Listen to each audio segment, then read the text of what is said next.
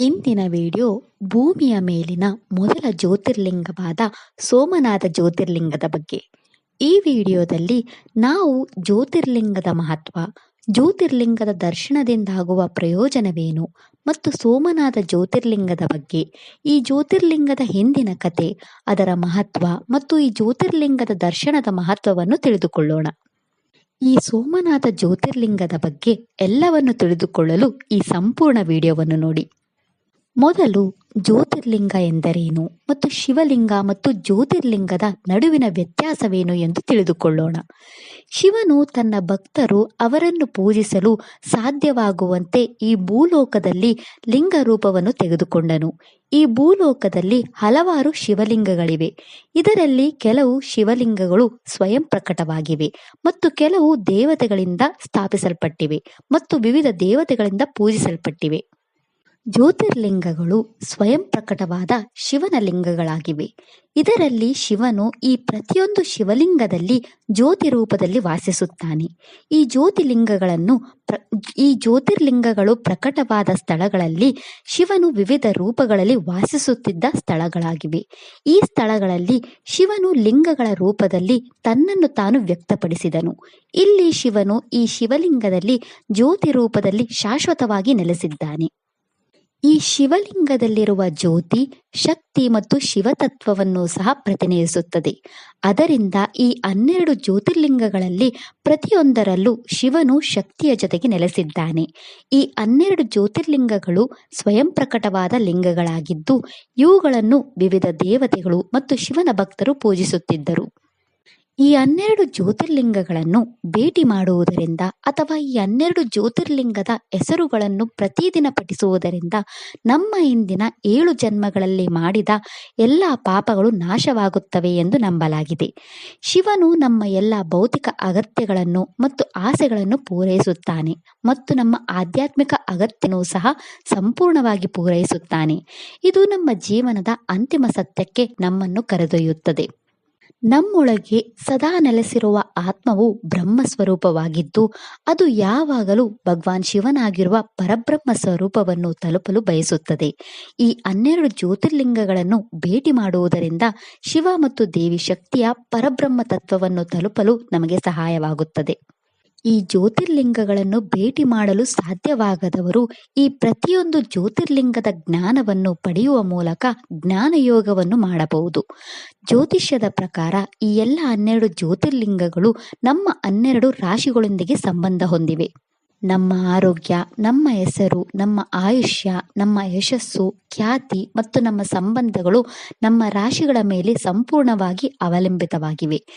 ನಮ್ಮ ರಾಶಿಯೊಂದಿಗೆ ಸಂಯೋಜಿತವಾಗಿರುವ ಜ್ಯೋತಿರ್ಲಿಂಗವನ್ನು ಪೂಜಿಸುವುದು ಅಥವಾ ತಿಳಿದುಕೊಳ್ಳುವುದು ನಮ್ಮ ಎಲ್ಲ ಆಸೆಗಳನ್ನು ಪೂರೈಸುತ್ತದೆ ಎಂದು ಹೇಳಲಾಗುತ್ತದೆ. ಇಂದಿನ ಈ ವಿಡಿಯೋದಲ್ಲಿ ಶಿವನ ಮೊದಲ ಜ್ಯೋತಿರ್ಲಿಂಗವಾದ ಸೋಮನಾಥ ಜ್ಯೋತಿರ್ಲಿಂಗದ ಬಗ್ಗೆ ತಿಳಿದುಕೊಳ್ಳೋಣ. ಸೋಮನಾಥ ಜ್ಯೋತಿರ್ಲಿಂಗವು ವೃಷಭ ರಾಶಿಯೊಂದಿಗೆ ಸಂಯೋಜಿತವಾಗಿದೆ. ವೃಷಭ ರಾಶಿಯ ಜನರು ಸೋಮನಾಥ ಜ್ಯೋತಿರ್ಲಿಂಗವನ್ನು ಪೂಜಿಸಬೇಕು.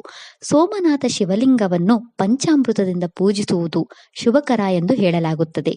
ಚಂದ್ರದೇವ ಅಥವಾ ಚಂದ್ರಗ್ರಹವು ಈ ಜ್ಯೋತಿರ್ಲಿಂಗದೊಂದಿಗೆ ಸಂಯೋಜಿತವಾಗಿದೆ. ಚಂದ್ರಗ್ರಹವು ನಮ್ಮ ಉತ್ತಮ ಆರೋಗ್ಯಕ್ಕೆ, ನಮ್ಮ ಶಾಂತಿಯುತ ಮನಸ್ಸಿಗೆ, ನಮ್ಮ ಸೌಂದರ್ಯಕ್ಕೆ ಮತ್ತು ನಮ್ಮ ತಾಯಿಯೊಂದಿಗಿನ ನಮ್ಮ ಸಂಬಂಧಕ್ಕೆ ಕಾರಣವಾಗಿದೆ. ಸೋಮನಾಥ ದೇವಸ್ಥಾನಕ್ಕೆ ಭೇಟಿ ನೀಡುವುದು ಮತ್ತು ಸೋಮನಾಥ ಜ್ಯೋತಿರ್ಲಿಂಗದ ದರ್ಶನ ಮಾಡುವುದರಿಂದ ಎಲ್ಲ ಆರೋಗ್ಯ ಸಮಸ್ಯೆಗಳಿಂದ ಮುಕ್ತಿ ಪಡೆಯಲು, ಎಲ್ಲ ಮಾನಸಿಕ ಸಮಸ್ಯೆಗಳಿಂದ ಮುಕ್ತಿ ಪಡೆಯಲು, ಈ ದೇವಸ್ಥಾನಕ್ಕೆ ಭೇಟಿ ನೀಡಿದ ನಂತರ ನಮ್ಮ ಜೀವನದಲ್ಲಿ ಶಾಂತಿಯನ್ನು ಪಡೆಯಲು ಸಹಾಯ ಮಾಡುತ್ತದೆ. ಸೋಮನಾಥ ಜ್ಯೋತಿರ್ಲಿಂಗದ ದರ್ಶನವು ನಮ್ಮ ಜೀವನದಲ್ಲಿ ಸುಖ, ಶಾಂತಿ ಮತ್ತು ನೆಮ್ಮದಿಯನ್ನು ತರುತ್ತದೆ. ಸೋಮನಾಥ ದೇವಾಲಯವು ಗುಜರಾತ್ ರಾಜ್ಯದ ವೀರಾವಲ್ ಜಿಲ್ಲೆಯ ಪ್ರಭಾಸ ಕ್ಷೇತ್ರದಲ್ಲಿರುವ ಒಂದು ಹಿಂದೂ ದೇವಾಲಯವಾಗಿದೆ. ಇದು ಅತ್ಯಂತ ಪವಿತ್ರ ಯಾತ್ರಾ ಸ್ಥಳಗಳಲ್ಲಿ ಒಂದಾಗಿದೆ ಮತ್ತು ಹಿಂದೂಗಳಿಗೆ ತೀರ್ಥಕ್ಷೇತ್ರಗಳಲ್ಲಿ ಒಂದಾಗಿದೆ. ಶಿವನ 12 ಜ್ಯೋತಿರ್ಲಿಂಗ ದೇವಾಲಯಗಳಲ್ಲಿ ಸೋಮನಾಥ ಜ್ಯೋತಿರ್ಲಿಂಗವು ಮೊದಲನೆಯದು.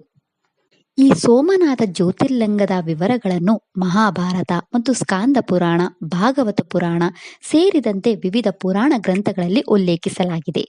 ಗುಜರಾತ್ ರಾಜ್ಯದ ಸೌರಾಷ್ಟ್ರ ಪ್ರದೇಶದ ವೀರಾವಲ್ ಜಿಲ್ಲೆಯ ಪ್ರಭಾಸ ಪಟ್ಟಣದ ಕರಾವಳಿಯ ಪೂರ್ವಕ್ಕೆ ಸೋಮನಾಥ ದೇವಾಲಯವಿದೆ. ಸೋಮನಾಥ ಎಂದರೆ ಸೋಮನ ಅಧಿಪತಿ ಅಥವಾ ಚಂದ್ರಗ್ರಹದ ಅಧಿಪತಿ. ಈ ಸ್ಥಳವನ್ನು ಪ್ರಭಾಸ ಎಂದು ಕರೆಯುತ್ತಾರೆ. ಇದರ ಅರ್ಥ ವೈಭವದ ಸ್ಥಳ. ಸೋಮನಾಥ ದೇವಾಲಯವು ಪವಿತ್ರ ತೀರ್ಥಯಾತ್ರೆಯ ಸ್ಥಳವಾಗಿದೆ. ಇದು ಗುಜರಾತಿನ ಹತ್ತಿರದ ದ್ವಾರಕಾ, ಒಡಿಶಾದ ಪೂರಿ, ತಮಿಳುನಾಡಿನ ರಾಮೇಶ್ವರಂ ಮತ್ತು ಚಿದಂಬರಂ ಜೊತೆಗೆ ಭಾರತದ ಸಮುದ್ರ ತೀರದಲ್ಲಿರುವ 5 ಅತ್ಯಂತ ಪೂಜ್ಯ ಸ್ಥಳಗಳಲ್ಲಿ ಒಂದಾಗಿದೆ. ಶಿವಪುರಾಣದ ಜ್ಞಾನ ಸಂಹಿತೆಯಲ್ಲಿ ಸೋಮನಾಥ ಜ್ಯೋತಿರ್ಲಿಂಗವು ಈ ಭೂಮಿಯ ಮೇಲಿನ ಅತ್ಯಂತ ಹಳೆಯ ಶಿವಲಿಂಗಗಳಲ್ಲಿ ಒಂದಾಗಿದೆ ಮತ್ತು ಶಿವನ ಮೊದಲ ಜ್ಯೋತಿರ್ಲಿಂಗವಾಗಿದೆ ಎಂದು ಉಲ್ಲೇಖಿಸಲಾಗಿದೆ. ಈ ಜ್ಯೋತಿರ್ಲಿಂಗದ ಮಹತ್ವವನ್ನು ಸ್ಕಾಂದ ಪುರಾಣದ ವಾರಣಾಸಿ ಮಹಾತ್ಮೆಯಲ್ಲಿ ಮತ್ತು ಶತರುದ್ರ ಸಂಹಿತ ಮತ್ತು ಕೋಟಿರುದ್ರ ಸಂಹಿತದಲ್ಲಿಯೂ ಉಲ್ಲೇಖಿಸಲಾಗಿದೆ. ಕವಿ ಕಾಳಿದಾಸರ ರಘುವಂಶದ ಪ್ರಕಾರ ಸೋಮನಾಥನ ಪ್ರಭಾಸ ತೀರ್ಥವು ಪ್ರಯಾಗ, ಪುಷ್ಕರ, ಗೋಕರ್ಣ ಮತ್ತು ರಾಮೇಶ್ವರದ ಜೊತೆಗೆ ಪಂಚತೀರ್ಥಗಳಲ್ಲಿ ಒಂದಾಗಿದೆ ಎಂದು ಉಲ್ಲೇಖಿಸಲಾಗಿದೆ. ಈ ತೀರ್ಥಗಳ ಒಂದರಲ್ಲಿ ಸ್ನಾನ ಮಾಡುವುದು ಜನನ ಮತ್ತು ಮರಣದ ಚಕ್ರದಿಂದ ಬಿಡುಗಡೆ ಮಾಡಲು ಉದ್ದೇಶಿಸಲಾಗಿದೆ. ಸೋಮನಾಥ ದೇವಾಲಯದ ಸ್ಥಳವು ಪ್ರಾಚೀನ ಕಾಲದಿಂದಲೂ ತೀರ್ಥಯಾತ್ರೆಯ ಸ್ಥಳವಾಗಿದೆ ಮತ್ತು ಕಪಿಲ, ಹಿರಣ ಮತ್ತು ಸರಸ್ವತಿ ನದಿಯಂತಹ 3 ನದಿಗಳ ಸಂಗಮದೊಂದಿಗೆ ತ್ರಿವೇಣಿ ಸಂಗಮವಾಗಿದೆ. ಚಂದ್ರದೇವನು ತನ್ನ ಶಾಪದಿಂದ ಮುಕ್ತಿ ಪಡೆಯಲು ಈ ಸರಸ್ವತಿ ನದಿಯಲ್ಲಿ ಸ್ನಾನ ಮಾಡಿದನೆಂದು ಹೇಳಲಾಗುತ್ತದೆ. ಶಿವನ ಅನಂತ ವಿಶ್ವರೂಪವನ್ನು ಪ್ರತಿನಿಧಿಸುವ ಸೋಮನಾಥ ಜ್ಯೋತಿರ್ಲಿಂಗದ ದರ್ಶನವು ಹಿಂದೂ ಭಕ್ತರಿಗೆ ಅತ್ಯಂತ ಪವಿತ್ರ ಯಾತ್ರಾ ಸ್ಥಳವೆಂದು ಪರಿಗಣಿಸಲಾಗಿದೆ. ಸೋಮನಾಥ ಜ್ಯೋತಿರ್ಲಿಂಗವನ್ನು ಪೂಜಿಸುವುದು, ರುದ್ರಾಭಿಷೇಕ ಮಾಡಿಸುವುದು ಮತ್ತು ಸೋಮನಾಥ ಶಿವಲಿಂಗಕ್ಕೆ ಬಿಲ್ವ ಅರ್ಚನೆ ಮಾಡುವುದರಿಂದ ಜನನ ಮತ್ತು ಮರಣದ ಚಕ್ರದಿಂದ ಮುಕ್ತಿ ದೊರೆಯುತ್ತದೆ ಎಂದು ನಂಬಲಾಗಿದೆ. ಪುರಾಣಗಳ ಪ್ರಕಾರ ಸೋಮನಾಥ ದೇವಾಲಯವನ್ನು ಮೊದಲು ಚಂದ್ರದೇವ ನಿರ್ಮಿಸಿದನು ಎಂದು ಹೇಳಲಾಗುತ್ತದೆ. ಪುರಾಣಗಳ ಪ್ರಕಾರ ಚಂದ್ರದೇವನು ದಕ್ಷ ಪ್ರಜಾಪತಿಯ 27 ಹೆಣ್ಣು ಮಕ್ಕಳನ್ನು ಮದುವೆಯಾಗಿದ್ದನು. ದಕ್ಷ ಪ್ರಜಾಪತಿಯ ಈ 27 ಹೆಣ್ಣು ಮಕ್ಕಳು 27 ನಕ್ಷತ್ರಗಳಾಗಿದ್ದವೆ. ಈ 27 ಹೆಂಡತಿಯರಲ್ಲಿ ಚಂದ್ರದೇವನಿಗೆ ರೋಹಿಣಿ ಎಂದರೆ ತುಂಬ ಇಷ್ಟವಾಗಿದ್ದಳು ಮತ್ತು ಚಂದ್ರದೇವನು ಅವಳೊಂದಿಗೆ ಹೆಚ್ಚು ಸಮಯ ಕಳೆಯುತ್ತಿದ್ದನು. ಇದರಿಂದಾಗಿ ಪ್ರಕೃತಿಯಲ್ಲಿ ಅಸಮತೋಲನೆ ಉಂಟಾಯಿತು. ಎಲ್ಲ ಸಾಗರಗಳು ಪ್ರವಾಹಕ್ಕೆ ಒಳಗಾದವು. ಪೋಷಣೆಯಲ್ಲಿ ಭಾರಿ ನಷ್ಟವಾಯಿತು. ಚಂದ್ರದೇವನ ಈ ಕೃತ್ಯವನ್ನು ನೋಡಿದ ದಕ್ಷ ಪ್ರಜಾಪತಿಯು ಚಂದ್ರದೇವನಿಗೆ ತನ್ನ ಹೊಳಪು, ಸೌಂದರ್ಯ ಮತ್ತು ಬೆಳಕಿನ ಶಕ್ತಿಯನ್ನು ಕಳೆದುಕೊಳ್ಳುವಂತೆ ಶಾಪಿಸಿದನು. ಈ ಶಾಪದಿಂದ ಚಂದ್ರದೇವನು ಶಾಪಕ್ಕೆ ಪರಿಹಾರವನ್ನು ಹುಡುಕಲು ಭಗವಾನ್ ಬ್ರಹ್ಮನ ಬಳಿಗೆ ಹೋದನು. ಆಗ ಭಗವಾನ್ ಬ್ರಹ್ಮದೇವನು ತನ್ನ ಶಾಪದಿಂದ ಮುಕ್ತಿ ಪಡೆಯಲು ಭಗವಾನ್ ಶಿವನನ್ನು ಪೂಜಿಸಲು ಹೇಳಿದನು. ಬ್ರಹ್ಮದೇವನ ಸಲಹೆಯಂತೆ ಚಂದ್ರದೇವನು ತನ್ನ ಪತ್ನಿಯರೊಂದಿಗೆ ಈ ಪ್ರಭಾಸ ಕ್ಷೇತ್ರಕ್ಕೆ ಬಂದು ಶಿವಲಿಂಗವನ್ನು ಸ್ಥಾಪಿಸಿ ಭಗವಾನ್ ಶಿವನನ್ನು ಪೂಜಿಸಿದನು. ಚಂದ್ರದೇವನು 6 ತಿಂಗಳುಗಳ ಕಾಲ ಮಹಾಮೃತ್ಯುಂಜಯ ಮಂತ್ರದಿಂದ ಶಿವನನ್ನು ಪೂಜಿಸಿದನು. ಚಂದ್ರದೇವನ ಭಕ್ತಿಯಿಂದ ಪ್ರಸನ್ನನಾದ ಭಗವಾನ್ ಶಿವನು ಅವನ ಮುಂದೆ ಕಾಣಿಸಿಕೊಂಡನು. ಬ್ರಾಹ್ಮಣನು ನೀಡಿದ ಶಾಪವನ್ನು ತೆಗೆದುಹಾಕಲು ಸಾಧ್ಯವಿಲ್ಲವಾದ್ದರಿಂದ ಅವನ ಶಾಪವನ್ನು ತೆಗೆದುಹಾಕಲು ಸಾಧ್ಯವಿಲ್ಲ ಎಂದು ಶಿವನು ಅವನಿಗೆ ಹೇಳಿದರು. ಆದರೆ ಶಿವನು ಚಂದ್ರದೇವನಿಗೆ ಶಿವನ ತಲೆಯ ಮೇಲೆ ಸ್ಥಾನ ನೀಡುತ್ತಾನೆ ಮತ್ತು ಶುಕ್ಲ ಪಕ್ಷದ ಸಮಯದಲ್ಲಿ ವೃದ್ಧಿಯಾಗುವ ಮತ್ತು ಕೃಷ್ಣ ಪಕ್ಷದ ಸಮಯದಲ್ಲಿ ಕ್ಷೀಣಿಸುವ ವರವನ್ನು ನೀಡಿದನು. ಹೀಗೆ ಚಂದ್ರನ ಚಕ್ರೀಯ ಸ್ವರೂಪವನ್ನು ಸ್ಥಾಪಿಸಿದನು. ಸೋಮ ಎಂದು ಕರೆಯಲ್ಪಡುವ ಚಂದ್ರನನ್ನು ಅವನ ತಲೆಯ ಮೇಲೆ ಇರಿಸುವ ಮೂಲಕ ಭಗವಾನ್ ಶಿವನು ಸೋಮನಾಥನಾದನು, ಅಂದರೆ ಚಂದ್ರನ ಅಧಿಪತಿಯಾದನು. ಶಿವನ ತಲೆಯ ಮೇಲಿನ ಚಂದ್ರನು ಕಾಲದ ಮೇಲಿನ ನಿಯಂತ್ರಣವನ್ನು ಸಂಕೇತಿಸುತ್ತಾನೆ. ಹಾಗೆಯೇ ಚಂದ್ರನ ವೃದ್ಧಿ ಮತ್ತು ಕ್ಷೀಣ ಹಂತಗಳು ಸೃಷ್ಟಿ ಮತ್ತು ವಿನಾಶದ ಚಕ್ರೀಯ ಸ್ವರೂಪವನ್ನು ಪ್ರತಿನಿಧಿಸುತ್ತದೆ. ಇದು ಸಮಯ ಮತ್ತು ದ್ವಂದ್ವತೆಯನ್ನು ಮೀರುವ ಸಾಮರ್ಥ್ಯವನ್ನು ಸಹ ಪ್ರತಿನಿಧಿಸುತ್ತದೆ. ಶಿವನ ತಲೆಯ ಮೇಲಿನ ಅರ್ಧಚಂದ್ರನು ಸಮಯದ ಚಕ್ರೀಯ ಸ್ವರೂಪ. ಶಿವನ ಉಗ್ರ ಮತ್ತು ಶಾಂತ ಅಂಶಗಳ ನಡುವಿನ ಸಮತೋಲನ ಮತ್ತು ಚಂದ್ರನ ಶಾಶ್ವತ ಉಪಸ್ಥಿತಿ ಸೇರಿದಂತೆ ವಿವಿಧ ವಿಷಯಗಳನ್ನು ಸಂಕೇತಿಸುತ್ತದೆ. ಅರ್ಧಚಂದ್ರನು ಶಿವನ ಚಿತ್ರದ ನಿರಂತರ ಲಕ್ಷಣವಾಗಿದ್ದು, ಇದು ರಕ್ಷಕನಾಗಿ ಶಿವನ ಪಾತ್ರವನ್ನು ಮತ್ತು ಚಂದ್ರನ ವೃದ್ಧಿ ಮತ್ತು ಕ್ಷೀಣತೆಯ ಮೇಲಿನ ಚಂದ್ರನ ನಿಯಂತ್ರಣವನ್ನು ಸೂಚಿಸುತ್ತದೆ. ಸತ್ಯಯುಗದಲ್ಲಿ ಸೋಮನಾಥ ದೇವಾಲಯವನ್ನು ಮೊದಲು ಚಂದ್ರನು ಚಿನ್ನದಲ್ಲಿ ನಿರ್ಮಿಸಿದನು ಎಂದು ಹೇಳಲಾಗುತ್ತದೆ. ನಂತರ ತ್ರೇತಾಯುಗದಲ್ಲಿ ರಾವಣನು ದೇವಾಲಯವನ್ನು ಬೆಳ್ಳಿಯಲ್ಲಿ ಪುನರ್ ನಿರ್ಮಿಸಿದನು ಮತ್ತು ದ್ವಾಪರ ಯುಗದಲ್ಲಿ ಶ್ರೀಕೃಷ್ಣನು ಈ ದೇವಾಲಯವನ್ನು ಶ್ರೀಗಂಧದಿಂದ ಪುನಃ ನಿರ್ಮಿಸಿದನು ಎಂದು ಹೇಳಲಾಗುತ್ತದೆ. ಈ ಸೋಮನಾಥ ದೇವಾಲಯವು ಸಮುದ್ರದ ಬಳಿ ಸುಂದರವಾಗಿ ನೆಲೆಗೊಂಡಿರುವುದರಿಂದ ಇದು ಹೆಚ್ಚು ಆಹ್ಲಾದಕರವಾಗುತ್ತದೆ. ಸೋಮನಾಥ ದೇವಾಲಯವನ್ನು ಚಾಲುಕ್ಯ ಮತ್ತು ಸೋಲಂಕಿ ಶೈಲಿಯ ವಾಸ್ತುಶಿಲ್ಪದಲ್ಲಿ ನಿರ್ಮಿಸಲಾಗಿದೆ. ಸೋಮನಾಥ ದೇವಾಲಯವನ್ನು ಮುಸ್ಲಿಂ ಆಕ್ರಮಣಕಾರರು ಹಲವಾರು ಬಾರಿ ನಾಶಪಡಿಸಿದರು ಮತ್ತು ದೇವಾಲಯವನ್ನು 17 ಬಾರಿ ಪುನಃ ನಿರ್ಮಿಸಲಾಯಿತು. ಶ್ರೀಕೃಷ್ಣನ ಶಮಂತಕ ಮಣಿಯನ್ನು ಈ ಸೋಮನಾಥ ಜ್ಯೋತಿರ್ಲಿಂಗದೊಳಗೆ ಮರೆಮಾಡಲಾಗಿದೆ ಎಂದು ಹೇಳಲಾಗುತ್ತಿತ್ತು. ಇದರಿಂದ ಯಾವಾಗಲೂ ಚಿನ್ನ, ಬೆಳ್ಳಿ ಮತ್ತು ಸಂಪತ್ತು ಹರಿಯುತ್ತಿತ್ತು. ಈ ಶಮಂತಕ ಮಣಿಯ ಶಕ್ತಿಯಿಂದಾಗಿ ಸೋಮನಾಥ ಜ್ಯೋತಿರ್ಲಿಂಗವು ಗಾಳಿಯಲ್ಲಿ ಹಾರುತ್ತಿತ್ತು ಎಂದು ಕೆಲವರು ಹೇಳುತ್ತಾರೆ. ಮುಸ್ಲಿಂ ಆಕ್ರಮಣಕಾರ ಮೊಹಮ್ಮದ್ ಘಜ್ನಿ ಈ ಬಗ್ಗೆ ತಿಳಿದಾಗ ಅವನು ಈ ದೇವಾಲಯವನ್ನು ನಾಶ ಮಾಡಿ ದೇವಾಲಯದ ಎಲ್ಲ ಸಂಪತ್ತನ್ನು ದೋಚಲು ಬಯಸಿದನೆಂದು ಹೇಳಲಾಗುತ್ತದೆ.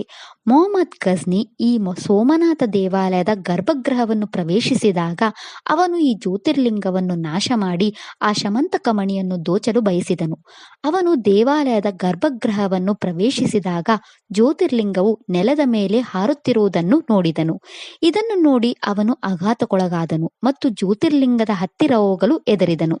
ಅವನು ತಮ್ಮ ಸೈನಿಕರಲ್ಲಿ ಒಬ್ಬರಿಗೆ ಜ್ಯೋತಿರ್ಲಿಂಗದ ಹತ್ತಿರ ಹೋಗಲು ಹೇಳಿದನು ಮತ್ತು ಅವರು ಲಿಂಗದ ಹತ್ತಿರ ಹೋದಾಗ ಜ್ಯೋತಿರ್ಲಿಂಗದ ಕೆಳಗೆ ಒಂದು ಕಲ್ಲು ಇಡಲಾಗಿತ್ತು.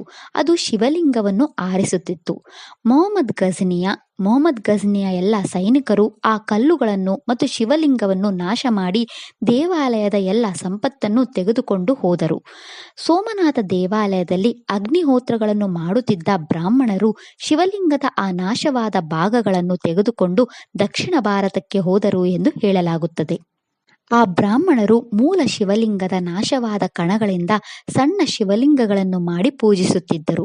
ಸೋಮನಾಥ ದೇವಾಲಯದ ಬ್ರಾಹ್ಮಣರು ಪೂಜಿಸುತ್ತಿದ್ದ ಶಿವಲಿಂಗವನ್ನು ಕಂಚಿ ಕಾಮಾಕ್ಷಿ ಪೀಠದಲ್ಲಿ ಇರಿಸಲಾಗಿದೆ ಎಂದು ಹೇಳಲಾಗುತ್ತದೆ. ಕಂಚಿ ಕಾಮಕೋಟಿ ಪೀಠದ ಪೀಠಾಧಿಪತಿ ಶ್ರೀ ಜಗದ್ಗುರು ಪೂಜ್ಯ ಶ್ರೀ ಚಂದ್ರಶೇಖರೇಂದ್ರ ಸರಸ್ವತಿ ಸ್ವಾಮಿಗಳು ಆ ಶಿವಲಿಂಗವನ್ನು ಮರೆಮಾಡಿ 100 ವರ್ಷಗಳ ನಂತರ ತೆರೆಯುವಂತೆ ಹೇಳಿದರು. 100 ವರ್ಷಗಳು ಪುನರ್ಗೊಂಡ ನಂತರ ಇತ್ತೀಚೆಗೆ ಕಂಚಿ ಕಾಮಕೋಟಿ ಪೀಠದ 2 ಶಿವಲಿಂಗಗಳನ್ನು ಸೋಮನಾಥ ದೇವಾಲಯಕ್ಕೆ ಕಳುಹಿಸಲಾಗಿತ್ತು. ಈ ಸೋಮನಾಥ ದೇವಾಲಯದ ಸ್ಥಳದಲ್ಲಿ ಮೊಹಮ್ಮದ್ ಘಜ್ನಿ ಮಸೀದಿಯನ್ನು ನಿರ್ಮಿಸಿ ನಮ್ಮ ದೇವಾಲಯದ ಶಿಲ್ಪಗಳನ್ನು ತನ್ನ ಮಸೀದಿಗೆ ಮೆಟ್ಟಿಲುಗಳನ್ನಾಗಿ ಮಾಡಿಸಿದ್ದನು. ಸ್ವಲ್ಪ ಸಮಯದ ನಂತರ ಗುಜರಾತ್ ರಾಜ ಭೀಮದೇವನು ಸೋಮನಾಥ ದೇವಾಲಯವನ್ನು ಪುನಃ ನಿರ್ಮಿಸಿದನು. ಆದರೆ ದುರದೃಷ್ಟವಶಾತ್ ಈ ಸೋಮನಾಥ ದೇವಾಲಯವನ್ನು 17 ಬಾರಿ ನಾಶ ಮಾಡಿ ಪುನಃ ನಿರ್ಮಿಸಲಾಗಿತ್ತು. ಒಮ್ಮೆ ಇಂದೋರಿನ ರಾಣಿ ಅಹಲ್ಯಾಬಾಯಿ ಹೋಳ್ಕರ್ ಈ ಸೋಮನಾಥ ಶಿವಲಿಂಗದ ದರ್ಶನ ಪಡೆಯಲು ಗುಜರಾತ್ಗೆ ಬಂದಳು. ಆದರೆ ದೇವಾಲಯವು ಹಾಳಾಗಿರುವುದನ್ನು ನೋಡಿ ಅವಳು ಶಿವನನ್ನು ಪ್ರಾರ್ಥಿಸಿದಳು ಮತ್ತು ಆ ರಾತ್ರಿ ಶಿವನು ಅವಳ ಕನಸಿನಲ್ಲಿ ಬಂದು ರಹಸ್ಯವಾಗಿ ಭೂಗತದಲ್ಲಿ ಶಿವಲಿಂಗವನ್ನು ಸ್ಥಾಪಿಸಲು ಹೇಳಿದನು. ಅಲ್ಲಿ ಶಿವನು ಆ ಶಿವಲಿಂಗದಲ್ಲಿ ಜ್ಯೋತಿ ಸ್ವರೂಪದಲ್ಲಿ ಉಳಿಯುತ್ತಾನೆ ಎಂದು ಅವಳಿಗೆ ಹೇಳಿದರು. ರಾಣಿ ಅಹಲ್ಯಾಬಾಯಿ ಈ ಶಿವಲಿಂಗವನ್ನು ಭೂಗತದಲ್ಲಿ ರಹಸ್ಯವಾಗಿ ಸ್ಥಾಪಿಸಿದಳು. ಇದರಿಂದ ಶಿವಲಿಂಗದ ಪೂಜೆಗೆ ಯಾವುದೇ ತೊಂದರೆಯಾಗಲಿಲ್ಲ. ಪ್ರಸ್ತುತ ಈ ಶಿವಲಿಂಗವನ್ನು ಸೋಮನಾಥ ದೇವಾಲಯದ ಬಳಿಯ ಅಹಲ್ಯಾಬಾಯಿ ದೇವಾಲಯದಲ್ಲಿ ರಹಸ್ಯವಾಗಿ ಪೂಜಿಸಲಾಗುತ್ತದೆ. ಈ ಅಹಲ್ಯಾಬಾಯಿ ದೇವಾಲಯದಲ್ಲಿ 2 ಶಿವಲಿಂಗಗಳನ್ನು ಸ್ಥಾಪಿಸಲಾಗಿದೆ. ಒಂದು ಭೂಗತದಲ್ಲಿ ಮತ್ತು ಇನ್ನೊಂದು ನೆಲದ ಮೇಲೆ ಅಹಲ್ಯೇಶ್ವರ ಶಿವಲಿಂಗವಾಗಿ ಸ್ಥಾಪಿಸಲಾಗಿದೆ. ಸೋಮನಾಥ ದೇವಾಲಯದಲ್ಲಿರುವ ಪ್ರಸ್ತುತ ಶಿವಲಿಂಗವನ್ನು ಸ್ವಾತಂತ್ರ್ಯದ ನಂತರ ಸ್ಥಾಪಿಸಲಾಗಿತ್ತು. ಸೋಮನಾಥ ದೇವಾಲಯವನ್ನು ನಮ್ಮ ಭಾರತದ ಮೊದಲ ರಾಷ್ಟ್ರಪತಿ ರಾಜೇಂದ್ರ ಪ್ರಸಾದ್ ನಿರ್ಮಿಸಿದರು. ಶ್ರಾವಣ ಮಾಸದ 3ನೇ ದಿನದಂದು ಸರ್ದಾರ್ ವಲ್ಲಭಾಯ್ ಪಟೇಲ್ ಮತ್ತು ಅಧ್ಯಕ್ಷ ರಾಜೇಂದ್ರ ಪ್ರಸಾದ್ ಅವರು ಸೋಮನಾಥ ಶಿವಲಿಂಗವನ್ನು ಸ್ಥಾಪಿಸಿದರು ಮತ್ತು ಶಿವಲಿಂಗದ ಪ್ರಾಣ ಪ್ರತಿಷ್ಠಾಪನೆ ಮಾಡಿದರು ಎಂದು ಹೇಳಲಾಗುತ್ತದೆ. ಈ ಸೋಮನಾಥ ದೇವಾಲಯದ ಸಂಪೂರ್ಣ ಗರ್ಭಗೃಹವನ್ನು ಶುದ್ಧ ಚಿನ್ನದಿಂದ ಮಾಡಲಾಗಿದೆ.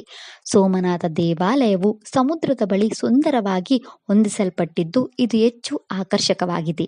ಸೋಮನಾಥ ದೇವಾಲಯದ ಹತ್ತಿರ ಹನುಮಂತನ ದೇವಾಲಯದಂತಹ ಇತರ ದೇವಾಲಯಗಳಿವೆ.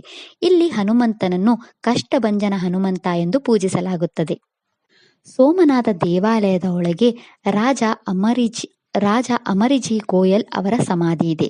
ಅವರು ಜ್ಯೋತಿರ್ಲಿಂಗವನ್ನು ಮುಸ್ಲಿಂ ಆಕ್ರಮಣಕಾರರಿಂದ ರಕ್ಷಿಸುವಾಗ ಜ್ಯೋತಿರ್ಲಿಂಗದ ಬಳಿ ತಲೆ ಬಿದ್ದ ಧೈರ್ಯಶಾಲಿ ರಾಜರಾಗಿದ್ದರು.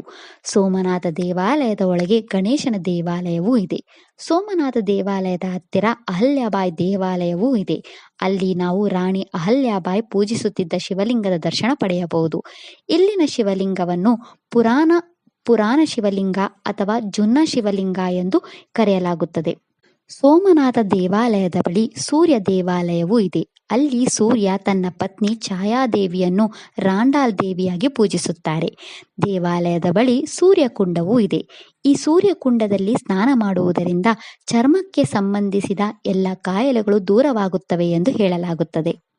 ಪಂಚಪಾಂಡವ ಮಂದಿರ ಎಂದು ಕರೆಯಲ್ಪಡುವ ಪಾಂಡವರಿಗೆ ಅರ್ಪಿತವಾದ ದೇವಾಲಯವು ಈ ಸೋಮನಾಥ ದೇವಾಲಯದಲ್ಲಿದೆ.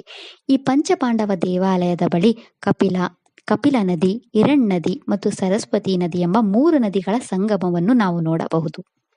ಇದು ಸರಸ್ವತಿ ನದಿಯ ನಿಖರವಾದ ಆರಂಭದ ಸ್ಥಳ ಎಂದು ಹೇಳಲಾಗುತ್ತದೆ.